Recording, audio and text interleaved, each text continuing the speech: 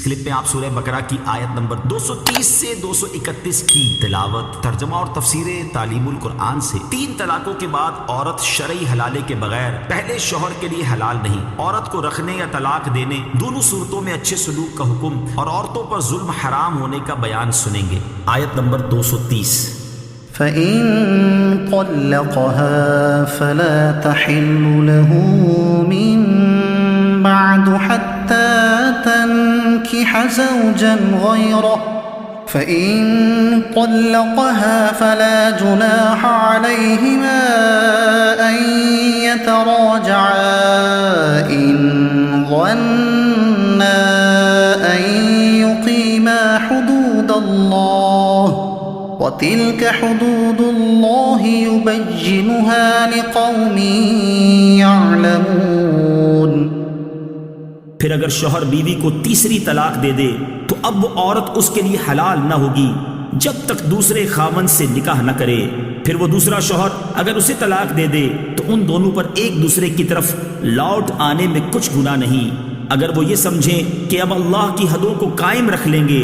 اور یہ اللہ کی حدیں ہیں جنہیں وہ دانش مندوں کے لیے بیان کرتا ہے۔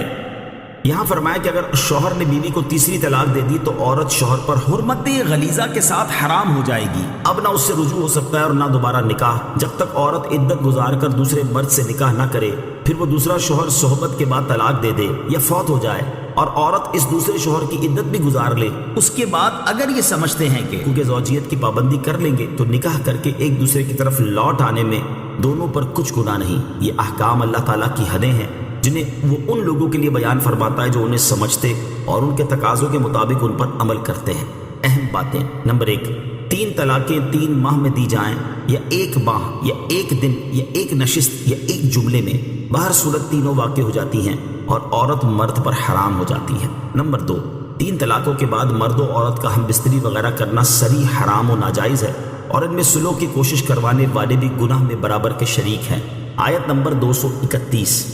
وَإِذَا طَلَّقْتُمُ النِّسَاءَ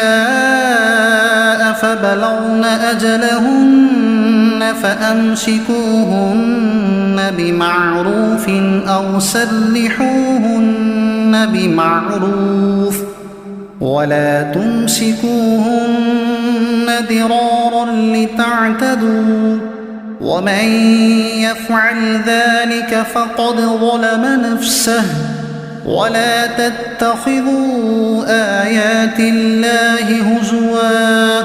وَاذْكُرُوا نِعْمَةَ اللَّهِ عَلَيْكُمْ وَمَا أَنزَلَ عَلَيْكُمْ مِنَ الْكِتَابِ وَالْحِكْمَةِ يَعِظُكُمْ بِهِ وَاتَّقُوا اللَّهَ وَاعْلَمُوا أَنَّ اللَّهَ بِكُلِّ شَيْءٍ عَلِيمٌ۔ اور جب تم عورتوں کو طلاق دو اور وہ اپنی عدت کی اختتامی مدت کے قریب تک پہنچ جائیں تو اس وقت انہیں اچھے طریقے سے روک لو یا اچھے طریقے سے چھوڑ دو، اور انہیں نقصان پہنچانے کے لیے نہ روک رکھو تاکہ تم ان پر زیادتی کرو، اور جو ایسا کرے تو اس نے اپنی جان پر ظلم کیا۔ اور اللہ کی آیتوں کو ٹھٹھا مذاق نہ بنا لو،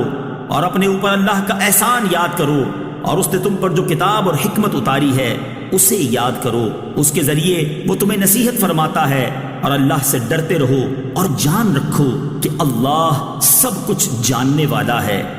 یہاں طلاق کے مزید احکام بیان فرمائے کہ جب تم عورتوں کو طلاق رجعی دو تو عدت ختم ہونے سے پہلے انہیں اچھے طریقے سے روک لو۔